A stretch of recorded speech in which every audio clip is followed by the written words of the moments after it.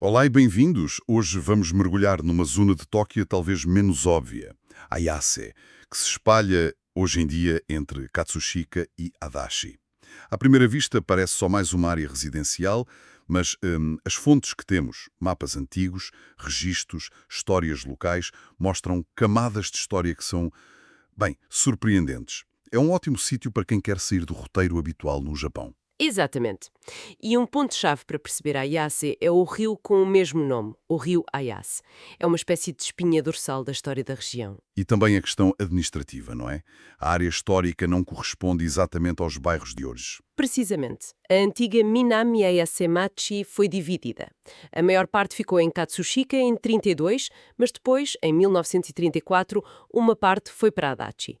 Portanto, para perceber a história, temos mesmo de olhar para lá das fronteiras atuais, seguir o fio do passado. Certo. Então vamos lá a isso. Comecemos pelo rio. Pelo que percebi, o rio Ayase nem sempre foi este curso d'água mais contido, digamos assim. Não, de todo. Antes do período Edo era bem maior. Maior até que o vizinho Moto Arakawa. Tinha um nome curioso, Ayashi no Kawa. Ayashi no Kawa. E o que significa? Bem, pode traduzir-se por rio misterioso ou estranho. Isto porque o curso era muito instável, mudava muito, e a superfície da água, com as correntes, fazia lembrar os padrões de um tecido chamado Aya. Era um rio selvagem. Uhum. Imagino que fosse um desafio constante para quem vivia lá perto. Sem dúvida. A grande mudança veio por volta de 1610, com a construção do Bizentei. Bizantei. O que era isso? Era um dique, uma barreira artificial com quase 1 quilómetro. Foi uma obra mandada fazer por Inata Datsugo, um oficial do governo Tokugawa. A ideia era controlar as cheias, claro, mas também, isto foi crucial, permitir criar novos campos de arroz a jusante. Foi esta obra que separou o Ayase do Moto Arakawa e definiu onde começa hoje. Ah, entendo. Mas mexer assim com rios, isso costuma dar problemas entre comunidades, não? Claro que sim, e deu. A altura do dique foi motivo de conflito durante séculos. As aldeias a montante queixavam-se que ficavam mais inundadas por causa dele. As de jusante precisavam dele para a agricultura e segurança. E como resolviam isso? Bem, tentavam. Há registros de marcos, como o Odomigi, que eram como que limites físicos para a altura do dique, uma tentativa de mediar a coisa. Mas apesar destes problemas, houve uma altura em que o rio era importante para transporte. Quase uma autoestrada fluvial. Sim, sim. No período Edo, era vital. Barcos levavam produtos agrícolas para Edo, a antiga Tóquio, e traziam de volta algo essencial para a agricultura da altura: O quê? excrementos humanos. Eram usados como fertilizante. Era uma ligação campo-cidade muito importante, não só para o comércio, mas também culturalmente. Mas, pronto, com os comboios e as estradas, nos anos 50, a navegação acabou por desaparecer. E os problemas com a água? Acabaram aí? Infelizmente, não. A zona é baixa, sempre foi propensa a inundações, e depois, nos anos 60, 70, veio a rápida urbanização do pós-guerra. E com ela, um problema gravíssimo: a poluição. Ah, O crescimento foi tão rápido que o saneamento não acompanhou. O rio tornou-se, basicamente, um esgoto a céu aberto. Há fotos da época que são desoladoras. Cristo. Mas é neste contexto de luta com a água que surge uma lenda incrível que encontrei nas fontes. A de Kosugedono. Parece mesmo tirada de um conto. Ah, sim. A lenda da grande serpente é fantástica.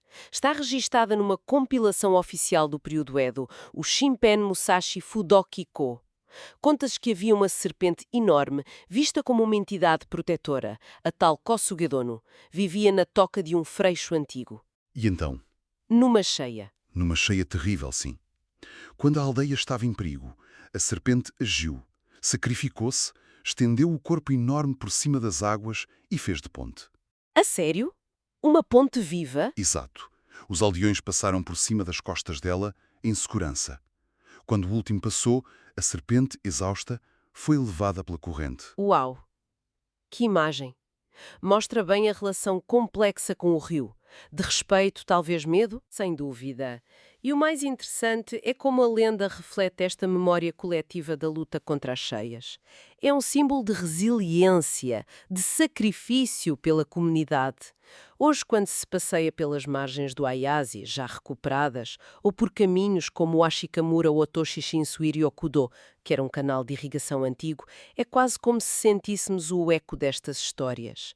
Conhecer a lenda dá outra dimensão ao passeio. Mudando agora um pouco de sítio, mas ainda em Ayase, vamos para Kosuge. É impressionante pensar que onde hoje está o centro de detenção de Tóquio, um lugar enorme de confinamento, no período Edo existia algo radicalmente diferente. É um contraste brutal, não é? Ali ficava o Kosuge Goten, um palácio de recreio. Foi construído pelo oitavo shogun Tokugawa, o Yoshimune. O sucessor dele também o usou. Era uma propriedade vasta, para uns 33 mil metros quadrados. Usavam-no principalmente para falcoaria. Falcoaria. Um passatempo de elite. E é tão irónico, não é? Um sítio de lazer e liberdade absoluta do shogun, transformado no oposto. Sobrou alguma coisa? Algum vestígio? Muito pouco. Quase nada. Mas há uma relíquia, um verdadeiro achado para quem gosta destas coisas. Uma lanterna de pedra antiga que pertencia ao palácio. Está lá, nos terrenos do centro de detenção, meio escondida, e é classificada como bem cultural. Que interessante. E há mais pistas na própria cidade. Falou-se da rua Matsubara Dori. O nome quer dizer Avenida dos Pinheiros. Mas parece que os pinheiros já não são o mais importante. Exato, os pinheiros que lhe deram nome já lá não estão. Mas o que denuncia o passado especial é a largura. Repare, é invulgarmente larga para a zona. E porquê? Não era uma rua comum? Não, era uma Onarimichi, uma estrada feita de propósito para as visitas do Shogun. Larga para acomodar as procissões dele e da comitiva quando iam ao palácio do Kosuge. A própria dimensão da rua hoje é um testemunho silencioso desse poder. É um daqueles detalhes subtis que contam uma grande história. Fascinante. E por falar em figuras históricas que passaram por Ayase, há uma ligação que me surpreendeu bastante nas fontes. O Shinsengumi, aquele famoso grupo de samurais, esteve mesmo aqui? Esteve. Num momento muito crítico, em 1868, já no fim do Bakumatsu.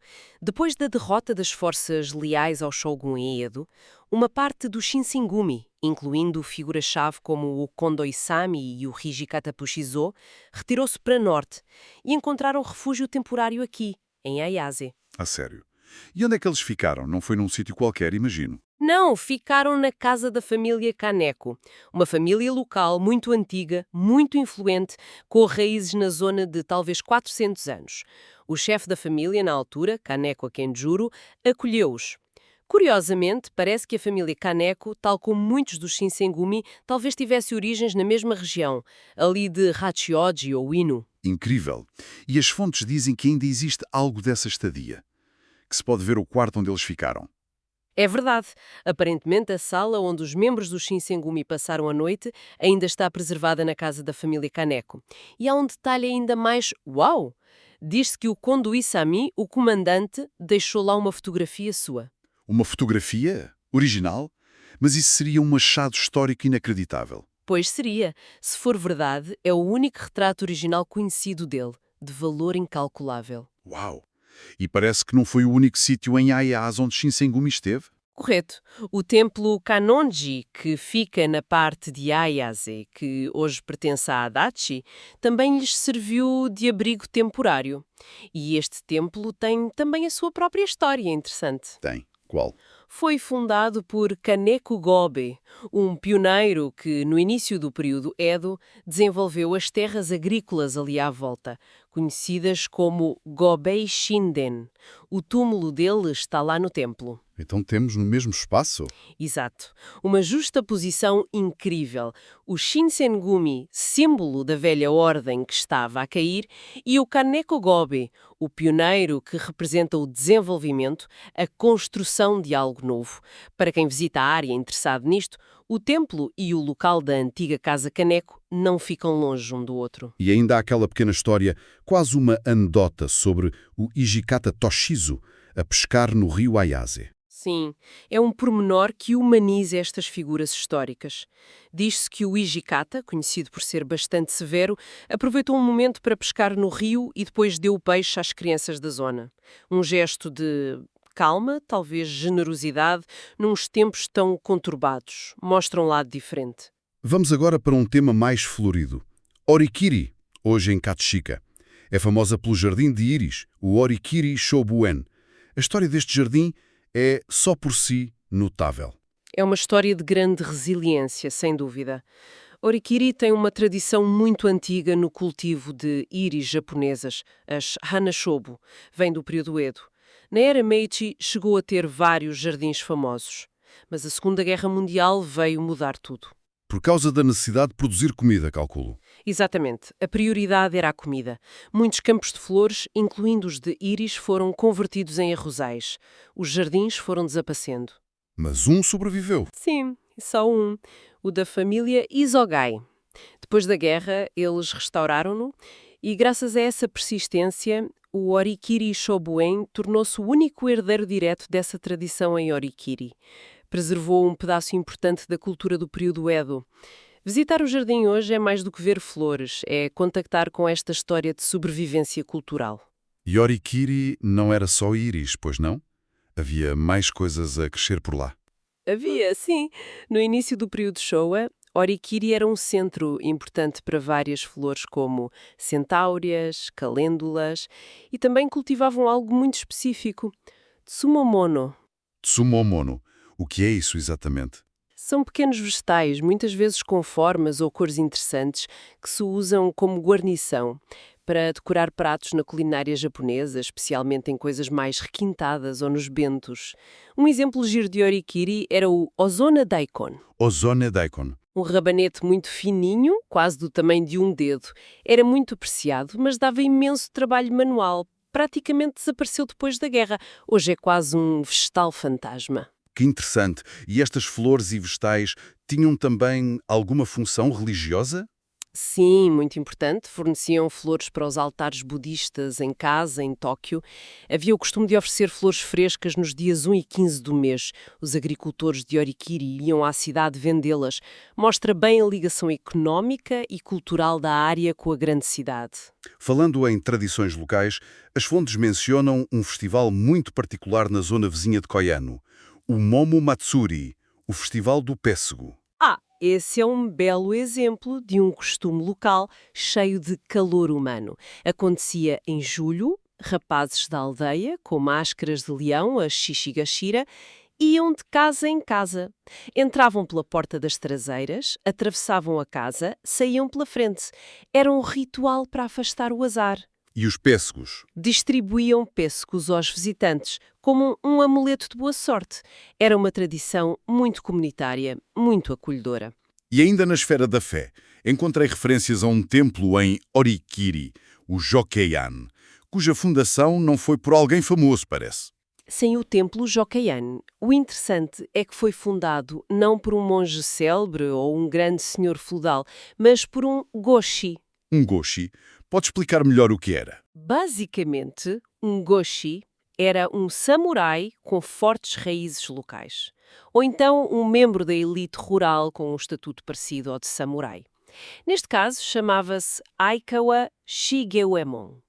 O facto de ter sido ele a fundar o templo mostra como estas elites locais, não ligadas diretamente ao poder central, tiveram um papel fundamental na formação das suas comunidades. Criaram locais de culto que eram também centros sociais, espirituais. É um olhar sobre a história construída mais de baixo para cima. E dentro deste templo, mais achados interessantes. Pedras muito antigas. Exato. O Jukean guarda estelas de pedra que são verdadeiras janelas para o passado. Uma é uma torre Koshin, de 1656. A outra é uma pedra memorial dedicada a Yudono-san, uma montanha sagrada, e essa é de 1664. O que é que estas pedras nos dizem sobre as pessoas daquela época? São testemunhos físicos fantásticos das crenças populares. A fé Koshin, por exemplo, envolvia vigílias noturnas para evitar que certas entidades reportassem os pecados das pessoas aos deuses. O culto a Yudono-san está ligado a peregrinações a montanhas sagradas. Encontrar estas pedras num templo local permite-nos quase tocar nas crenças, na vida espiritual dos habitantes comuns de Ayase há mais de 350 anos. São pequenos tesouros históricos, sem dúvida. E chegamos aos tempos mais recentes. Mesmo hoje, a Ayase tem as suas peculiaridades. Coisas que ecoam o passado ou que são simplesmente curiosas. Por exemplo, a plataforma Zero na estação da Ayase. Ah, sim, a famosa plataforma Zero. É usada só para a linha curta de Kitayase, quase um ramal da linha principal Chiyoda. É uma daquelas curiosidades dos comboios que encanta os entusiastas e surpreende quem não conhece. A área também tem parques enormes, não tem? E alguns parecem ter ligação a esta história toda. Sem dúvida. O Parque Higashi Ayase é vasto, segue antigos cursos d'água, até inclui um parque mais antigo, o Rato Park, e tem lá um monumento com uma inscrição de um antigo primeiro-ministro. Outro exemplo é o Parque Shobu Numa, em Kitayase. Foi criado para recriar a paisagem do antigo pântano onde cresciam íris selvagens, liga o presente ao passado natural da zona. São espaços verdes que ocupam áreas moldadas pela geografia e pela história local. E para quem procura um sabor local ou um ambiente diferente, há sugestões nas fontes. Para quem visita. Sim, mencionam sítios como a loja de doces Suruga, perto da estação de Ayase, é famosa pelo Kuri Dorayaki, o dorayaki de castanha. Um negócio com história. E para quem gosta de ambientes mais retro, cafés como o Rancho são apontados como Anaba. Anaba. Lugares escondidos. Isso. Lugares mais escondidos, menos óbvios, que oferecem uma atmosfera de outros tempos. São pequenos detalhes que podem enriquecer uma visita à área. Uma das fontes, um blog de caminhadas urbanas, fez também uma observação sobre a vida na zona da estação. Algo do dia a dia. Sim, o autor notou uma presença policial muito visível e constante à volta da estação de Ayase. Chamou-lhe a atenção, talvez pela proximidade de uma esquadra grande. É uma observação do presente, uma característica do cotidiano ali. Então, depois desta viagem toda por Ayase, desde rios misteriosos a refúgios de samurais, jardins resilientes, pedras com séculos de fé, o que é que fica? Qual é a grande lição disto tudo? Olha, o que mais me impressiona é a extraordinária riqueza histórica que encontramos, escondida, muitas vezes, sob a aparência de um subúrbio normal de Tóquio. Estas fontes revelam camada atrás de camada, o poder imponente do shogunato, a luta diária dos camponeses com a natureza, o impacto brutal da industrialização. E, ao mesmo tempo, as crenças populares, as tradições locais que davam sentido à vida das pessoas. É a prova de que a história não está só nos grandes monumentos, não é? Está numa rua mais larga que o normal, numa lenda sobre uma serpente, num quarto preservado numa casa de família, numa pedra antiga num pequeno templo. Exatamente, e o fascinante é ver como estas diferentes camadas coexistem no mesmo espaço. Temos o Palácio do Shogun e ali perto a história da família Kaneko, a elite local que perdurou séculos. Temos a resiliência das íris que sobreviveram à guerra e a persistência das crenças populares gravadas na pedra. Tudo isto moldou a identidade desta área. Para quem nos ouve, talvez isto sirva de inspiração, para procurar estas histórias menos óbvias, estas pistas do passado que existem em todo o lado, mesmo nos bairros que parecem mais banais. Fica a questão no ar. Da próxima vez que estiverem a caminhar por uma zona residencial que vos pareça comum, que histórias poderão estar ali escondidas, à espera de ser descobertas?